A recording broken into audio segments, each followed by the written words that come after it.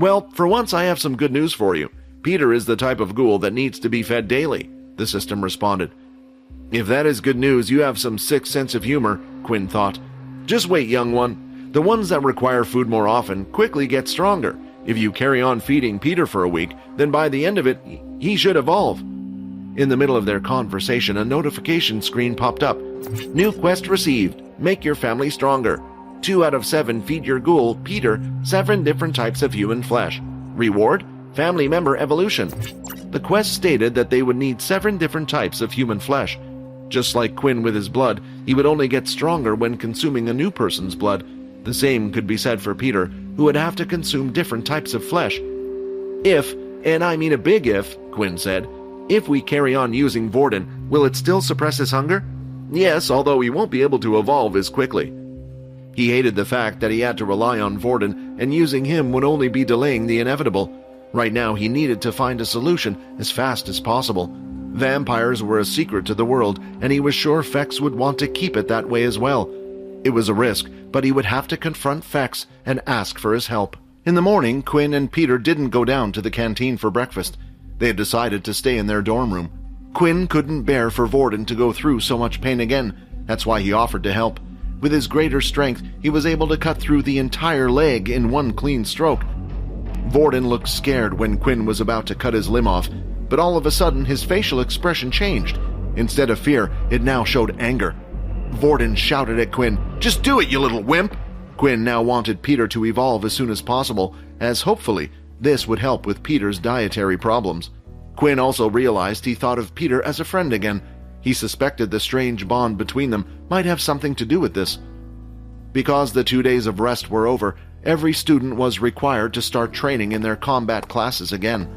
The 3 of them split up. Peter and Vorden went to the elemental class, while Quinn went to his combat class. Now that Peter had been fed twice in a short time, the system assured Quinn that he could last at least 24 hours before he needed to feed again. At that time, Quinn needed to come up with a solution, or if he couldn't, he would have to find Fex and ask him for help. Vorden and Peter were together in the elemental class. However, they pretended to no longer be on speaking terms with each other, of course. Vorden still kept an eye on him.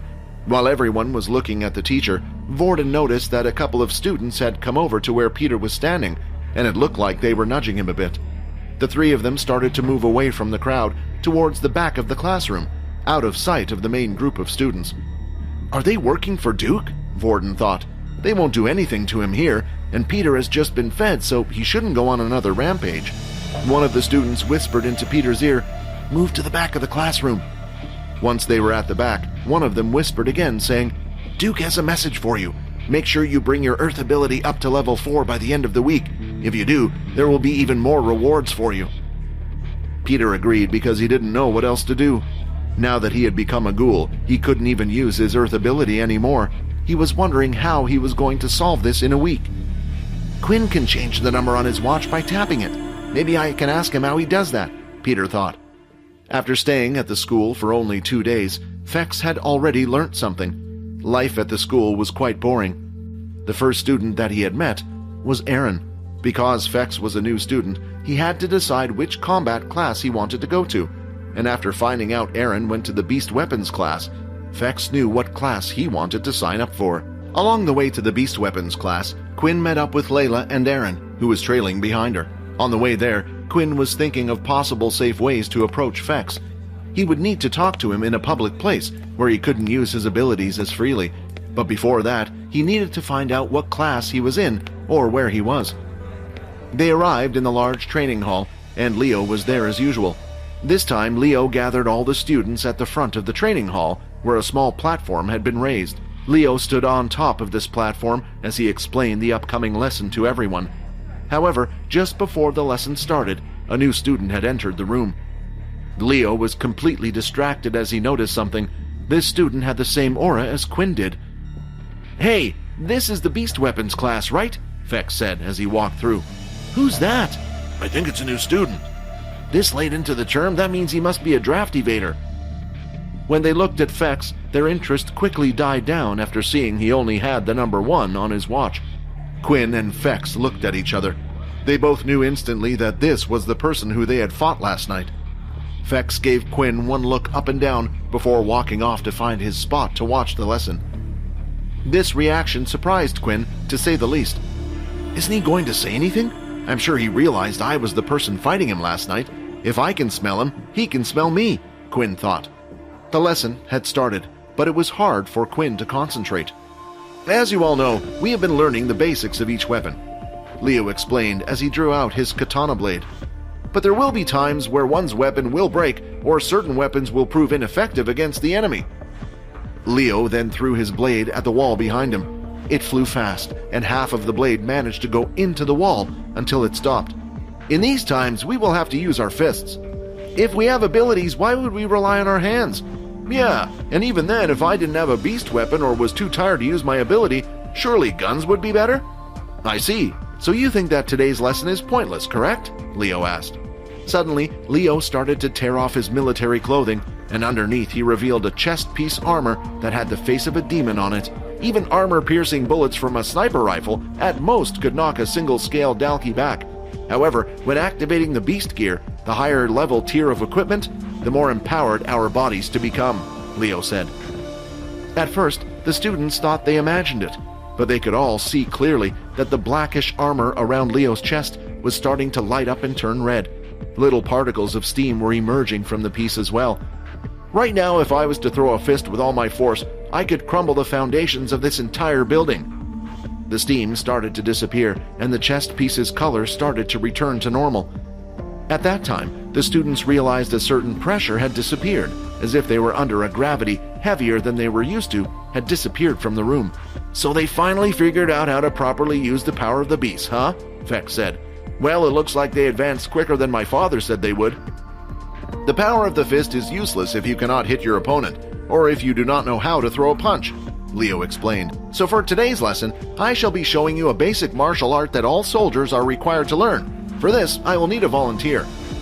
Leo then started to look around the room until his head had stopped at one person. Quinn, how about another spar with me? Having no good excuse to refuse, Quinn walked up onto the platform. Quinn and Leo were standing at opposite ends of the platform. Now for this session, once again, I would like you all to not use any of your abilities.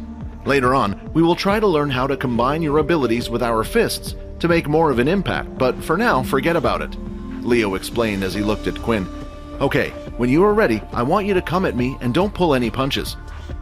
Leo assumed a fighting stance, and at the same time, a quest appeared directly in front of Quinn. High-level opponent detected. Defeat the opponent in battle. Reward, instant level up. Let's see if you are the person from last night, Fex, though standing by the sidelines. The fight had started, and while Leo didn't move at all, Quinn started to dash in as fast as he could. He didn't have any of his beast gears on, so his stats were lower than usual, but he also wasn't being affected by the sunlight so much. Seeing Quinn dash from his position, he was certainly fast, but not fast enough for people to think of it as an ability.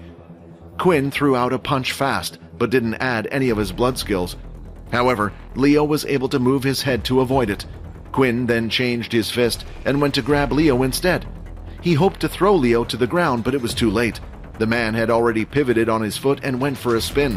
While doing so, he lifted his other leg in the air and managed to kick Quinn right in the head. The force was strong and caused Quinn to fall to the ground. Again, Leo said. Although the force was strong enough to cause him to fall, it didn't do much damage to a body like Quinn's. He tried attacking again, throwing punches of his own, but every time his attacks would come close, Leo would move or, using the palm of his hands, deflect the strikes. Then, when he was attacking, he would use his legs. The confrontation lasted about 10 minutes, and finally, Quinn was starting to get worn out by the whole thing. Yep, those sloppy punches of his, that's the person I fought with yesterday, Fex thought. Okay, that's enough, Leo said. Quinn was now huffing and panting a little, even though he hadn't used any advanced abilities like the flash step or hammer strike. It seemed to be more tiring fighting against Leo. He would always use the palm of his hands for defense, and whenever he was attacking, he would use his legs. What you have just witnessed is the martial art we teach our soldiers here. It is named the Pugna style. It's important. The reach in our legs is longer and more powerful than in our arms, but our arms are more versatile and flexible. Leo then started to look at the crowd of students again. Is there anyone here who would like to have a go? This is your chance to have a one-on-one battle with your teacher here." Most of the students were nervous. They didn't have many hands-to-hand combat experience because they focused on using their abilities or training with weapons most of the time. Out of all the students there, a single person had his hand raised. "I wouldn't mind having a crack at it," a student announced as he sauntered forward out of the crowd. When he came into view, Quinn was surprised to see who it was. "Just what is he thinking?" Quinn thought. "Oh, if it isn't the newbie," Leo said with a smile. Sweeping his black hair back with his hand and taking a look at Quinn, Fex had a big smile on his face. "Bring it on." Hi, Quinn here. Wondering what happens next? If you want to jump the queue and unleash all episodes, click on the link here and install the Pocket FM app.